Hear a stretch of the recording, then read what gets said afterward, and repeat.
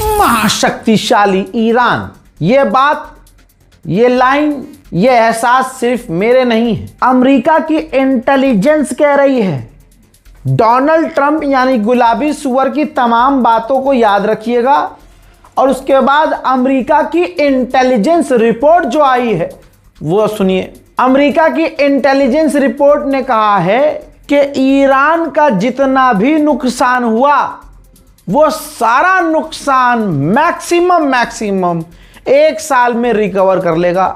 Iran ने अभी के टाइम पर ही अपने डिफेंस सिस्टम बनाना शुरू कर दिए, मिसाइल के प्रोडक्शन शुरू कर दिए, ड्रोन प्रोडक्शन शुरू कर दिए, हत्ता कि जो उसके नए हथियार थे वो नए हथियार भी डेवलप करना शुरू कर चुका है। अमेरिकी इंटेलिजेंस ने यह बताया कि रशिया और चाइना ईरान को हथियार बनाने में मदद कर रहे हैं। जितनी तेजी से ईरान ने हथियार बनाने शुरू किए हैं, जितने हथियार उसने खोए हैं उससे ज्यादा वो हथियार बना लेगा। 1 साल के अंदर जितना उसका नुकसान हुआ है वो सारी भरपाई कर लेगा।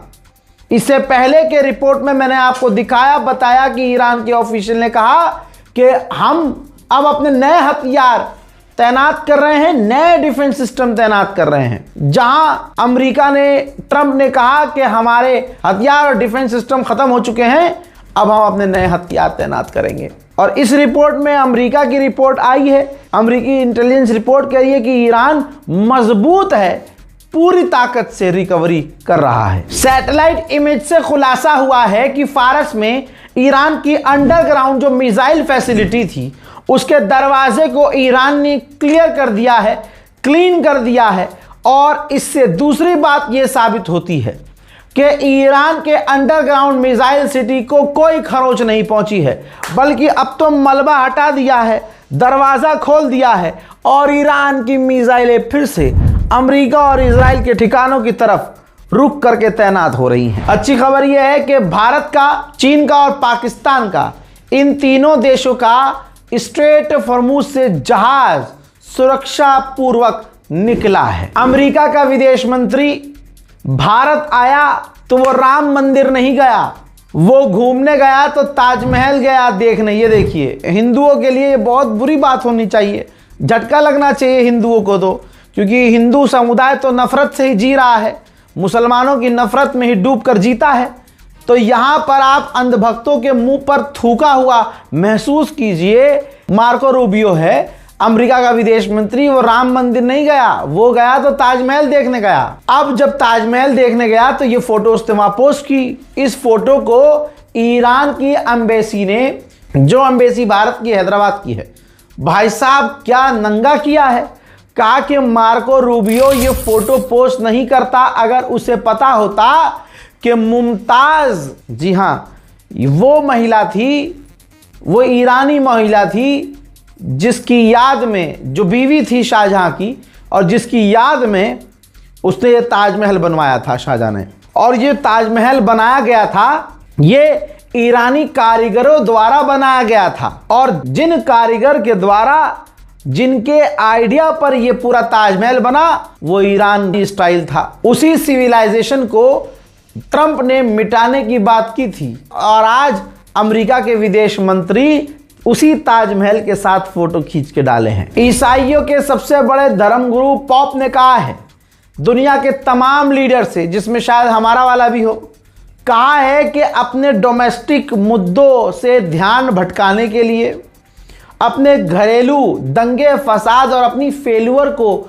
छिपाने के लिए जंग का इस्तेमाल मत करो। हजरात, पाकिस्तान, तस्वीर देखिए, पाकिस्तान के शहबाज शरीफ जो प्रधानमंत्री हैं वो पहुंचे हैं सीधा चाइना में मौजूद हैं। शी जिनपिंग से मुलाकात चल रही है। आसिम मुनीर के जरिए फिर ईरान ने चाइना को मैसेज भिजवाया है कि अमेरिका और ईरान के बीच, हमारे और अमेरिका के बीच जो डील चल रही है उस डील की सेफ्टी सिक्योरिटी की गारंटी चीन ले। अमेरिकी ऑफिशियल ने क्या कहा है सुनिए। मैं जब मोहम्मद बिन सलमान के लिए नरमी वाला लहजा अपनाता हूं, मैं खुद, मोहम्मद रजा खुद जलील हो जाता है। हाँ, मैं जलील हुआ हूं। इससे पहले की रिपोर्ट में मैंने बड़े शेखी से, बड़े खुशी से कहा कि भाई मोहम्मद बिन सलमान ने ट्रंप की बात को ठुकरा दिया और कहा कि हम अब्राहम अकॉर्ड में शामिल नहीं होंगे क्योंकि फिलिस्तीन ज़रूरी है, फिलिस्तीन स्टेट का रास्ता क्लियर होना चाहिए। लेकिन ये रही रिपोर्ट, असलियत सामने आ गई।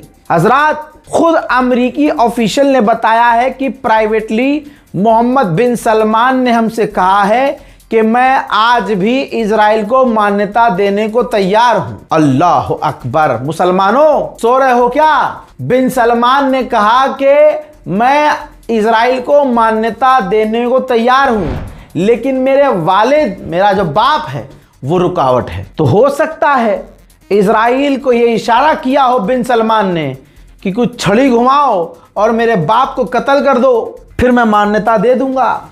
ये है मोहम्मद बिन सलमान। ईरान के शाहिद ड्रोन का बोलबाला कुछ यूं है, आधे से ज्यादा देशों ने, दुनिया ने कॉपी कर लिया है।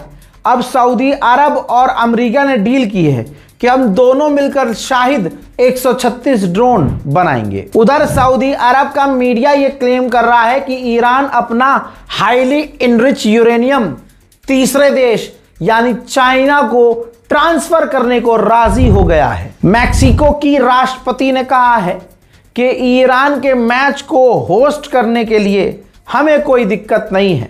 मैक्सिको का ईरान के लिए लहजा नरम दिखाई दे रहा है। जो पाकिस्तानी वापस पाकिस्तान यूएई से लौटे हैं, उन्होंने जानकारी दी कि यूएई की गवर्नमेंट ने उनकी सेविंग तक उन्हें नहीं लौटाई। यहां तक कि हमारा सामान जो हमारी जगह पर पड़ा हुआ था, हमें सामान भी लेने नहीं दिया। और क्योंकि हम शिया हैं, सिर्फ इस बिना पर हमें अपने मुल्क से निकाल दिया। यूएई। ईरान ने कहा कि अगर वेस्ट एशिया यानी मिडिल ईस्ट में सब कुछ ठीक हो गया, जैसा हम चाहते हैं वैसा हो गया, तो हम सिर्फ 4 से 5 दिन में सब कुछ नॉर्मल कर देंगे, सारी दुनिया को नॉर्मल कर देंगे, सारी सप्लाई नॉर्मल कर देंगे। भारत के फॉरेन सेक्रेटरी ने ईरान के फॉरेन सेक्रेटरी से फोन पर हालात को लेकर बातचीत की है। उधर ईरान के विदेश मंत्री को यूएन की मीटिंग के लिए अमेरिका ने वीजा नहीं दिया। एक वीडियो सामने आया है ये किसी अरब देश का। उस अरब देश का नाम क्लियर नहीं है, लेकिन है अरब की जमीन। कौन सा अरब देश है? यूएई है, जॉर्डन है, सऊदी अरब है, नहीं पता, लेकिन अरब की जमीन है जहां से अमेरिका ईरान पर हिमरास मिसाइल दागता हुआ रिकॉर्ड हुआ है, जिससे तनाव बढ़ गया है। और एक बार फिर से ईरान को सही माना जा रहा है। ईरान के पास सही वजह थी अरबों पर पलटवार करने की। उधर ईरान ने किया है कंफर्म, हमारी परमिशन के बाद पिछले 24 घंटे में 32 जहाज स्ट्रेट ऑफ हॉर्मुज से गुजरे हैं। आदत से मजबूर इजराइल ने लेबनान पर खतरनाक हमले किए हैं। इन हमलों में दर्जनों लेबनीज के मारे जाने की पुष्टि की जा रही है। देखिए।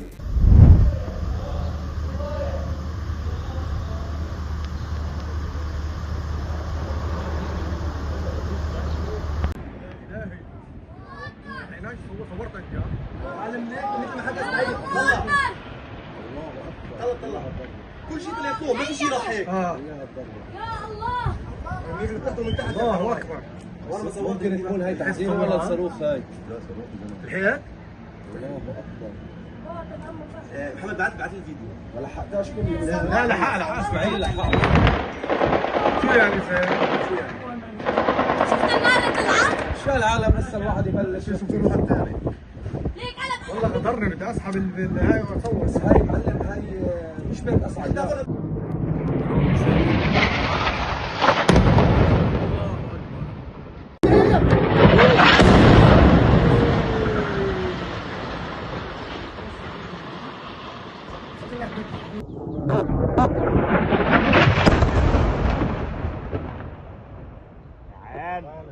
جلال 2 وائل 1.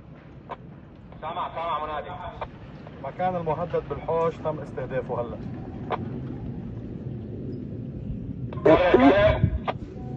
المكان المهدد بالحوش खलिफ बकरी तम استهدافه हल्ला। इजराइल के फाइनेंस मिनिस्टर ने कहा कि अगर हिजबुल्लाह एक ड्रोन दागता है तो हिजबुल्लाह के एक ड्रोन के बदले हम लेबनान की राजधानी बैरूत में 10 बिल्डिंगें गिराएंगे। मेरे दोस्तों, उधर कट्टरवादी हराम का जनाब बेंजीवीर, इजरायली नेता बेंजीवीर ने कहा कि डोनाल्ड ट्रंप की डील से बाहर निकलकर नेतन्याहू को अपने दम पर लेबनान पर कब्जा करना चाहिए। लेबनान की तरफ से आने वाले ड्रोन्स को हमें बर्दाश्त नहीं करना चाहिए।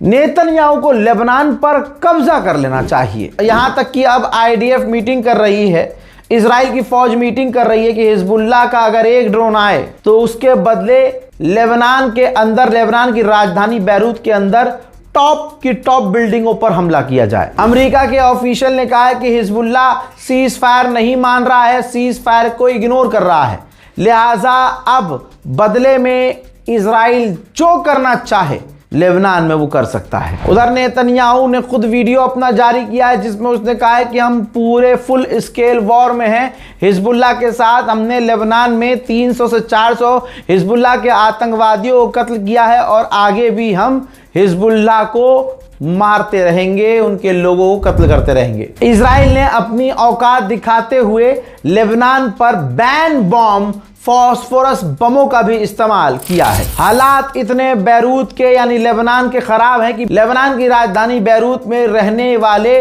लेबनीज लोग बैरूत छोड़कर, लेबनान की राजधानी छोड़कर वापस जा रहे हैं, बाहर निकल रहे हैं। देखिए हाल।